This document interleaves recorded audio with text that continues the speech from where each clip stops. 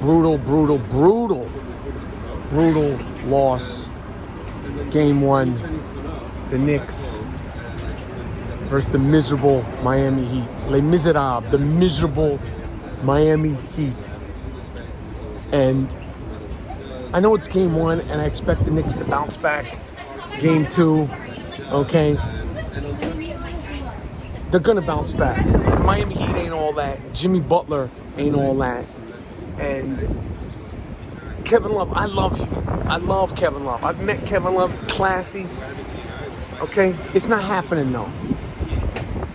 But that game 1 loss, the way it happened, and the fact that we were up by 15 points or 13 points, it conjured up so many bad memories from the past, the 90s. Starting with Michael Jordan. I'm going to tell you something. About 1990, 91, I'm not fact-checking. But that's when I started to not want to be like Mike. I wanted to bury Mike.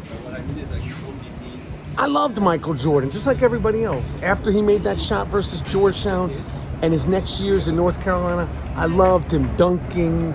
You knew he was transcendent. You knew he was ridiculous. Obviously, he superseded all the ridiculousness and transcendent, whatever the word is, transcendentness. Is transcendentness a word? Yeah, I would say yes, but I'm French, so I don't know.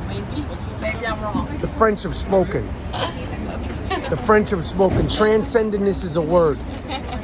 Anyway, after he started doing what he started, take it easy. French. After he started doing what he started to do to the Knicks, I didn't want to be like Mike. I wanted to bury fucking Mike. I couldn't stand him for years. For years. And then Reggie Miller and his snaggly teeth. And Reggie Miller, I need to get my teeth clean. And Reggie Miller, after all these years of being famous, being rich and famous, still don't want to get your giblets fixed. Between Michael Jordan just killing the Knicks year after year, for Charles Smith doing that bullshit.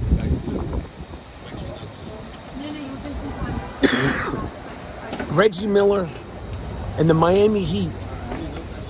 After the year 2000, I think that's the last time they went to the finals, 99, 2000.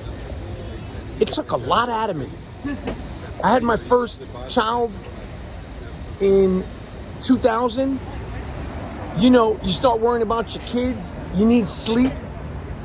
Those playoffs, those losses, they took a lot out of me. And then watching the Knicks blow a 15-point lead, watching them miss shot after shot after shot, watching Julius Randle on the bench looking like he's about to cry with lint in his hat. I don't know why Julius Randle, don't you have a lint brush? You're playing in New York, man. This is somebody on the Knicks staff be like, yo, you got like lint, cotton or something in your hat. Watching R.J. Barrett, watching Mitchell Robinson get stripped for that rebound in the fourth quarter, watching Kevin Love throw outlet passes down the court, 3 of them in the third quarter, 3 outlet passes in the third quarter for layups and dunks. That's like third grade basketball.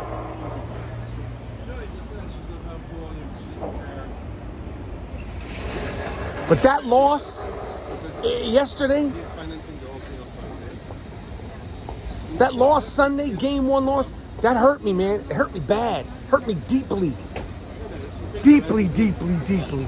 And it reminded me why I can't get emotionally involved with the Knicks. Now, albeit, when it comes to the Knicks versus the Miami Heat, I'm going to be emotional because I can't stand them. For Sean Leonard, P.J. Brown, Alonzo Mourning, respect you, played in Rock and Jock with you. Tim Hardaway, one of my favorite players. Dan, the suntan Marley, get the fuck out of here. Pat Riley, you fucking left the Knicks via fax. You left the Knicks via fax. Bruce Bowen, all of them. They make me sick. And yesterday, game 1 loss, it conjured up deep-seated memories. And I'll be honest, when you're in your 20s, especially as a man, you're a child. Like I said, I had my first kid when I was 30, about 30, and I just turned 30. You know, that pushes you into manhood, but you're still playing catch up. I don't care. But in your 20s, being a wildly successful actor, you're not developing like other people. But in general, I don't care if you're a wildly successful actor or not. Men in their 20s are dumb. And those games, watching them on Sundays. What's up? Those games, sitting in front of the TV, there was no replay, there was no Instagram. Those losses, those victories, those fights, they did something to my soul. And watching the Knicks lose game 1, it brought up all those bad memories from the past. Anyway, we need to bounce back for game 2. The Knicks need to bounce back from game 2. Jimmy Butler, all that goofy shit. You're not gooning your way past this New York Knicks team. It just cannot happen. It just cannot happen, man.